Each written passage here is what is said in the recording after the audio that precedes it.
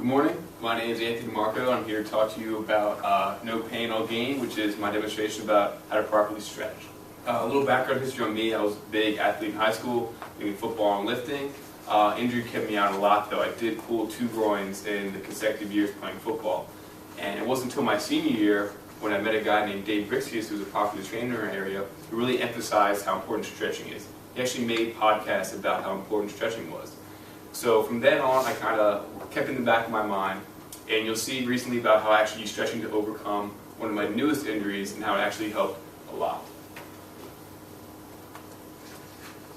So why is stretching important?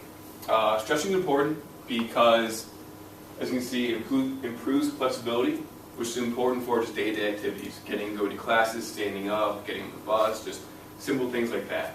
It promotes the healing of muscles and joints, which who wouldn't want healed muscles and joints? No one wants to be in pain all day.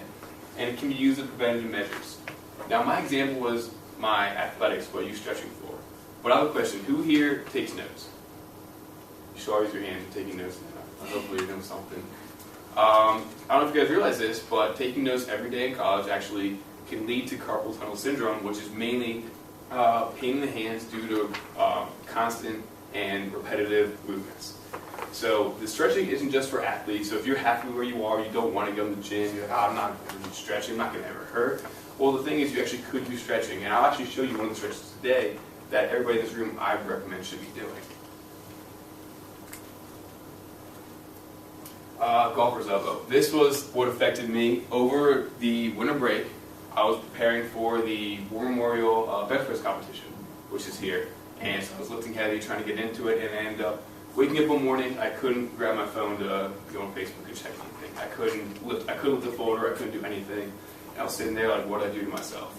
Well, a quick Google search and a talk to my dad, who's a doctor, helped me figure that out. So golfer's elbow, based on what Miller said, not the beer, the person. Golfer's elbow is an injury to the muscles that flex your wrist and fingers. The site of this injury is typically the medial epicondyle, a bony bump on the inside of the elbow where these muscles attach. Right there, or if you want to see on me, as I know because I can feel it every day, is right here. This is what hurts, this is what the pain comes from.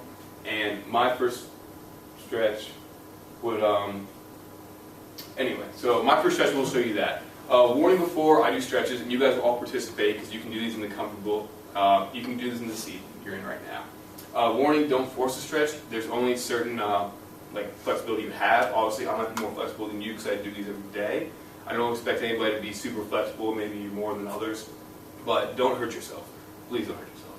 Also, don't stretch for extended period of times. If you do like this, and you like the stretch that I show you guys, and think, oh, I could do this, don't sit there and stretch for half an hour straight.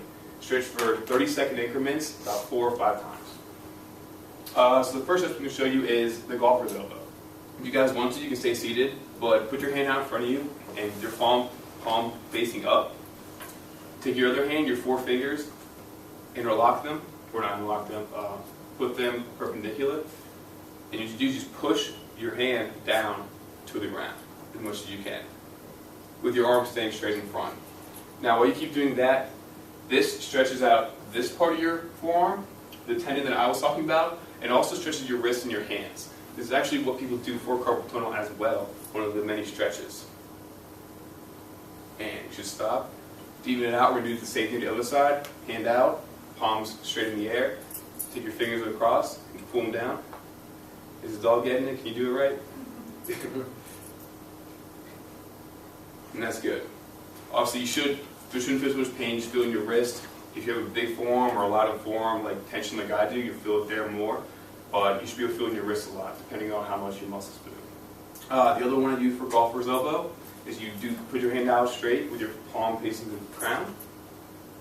You do the exact opposite. You push down in the front. You should feel it stretch the top part of your arm this time. This should be much more flexible. It should be as hard as the first one. And we'll switch. We'll do the other hand now.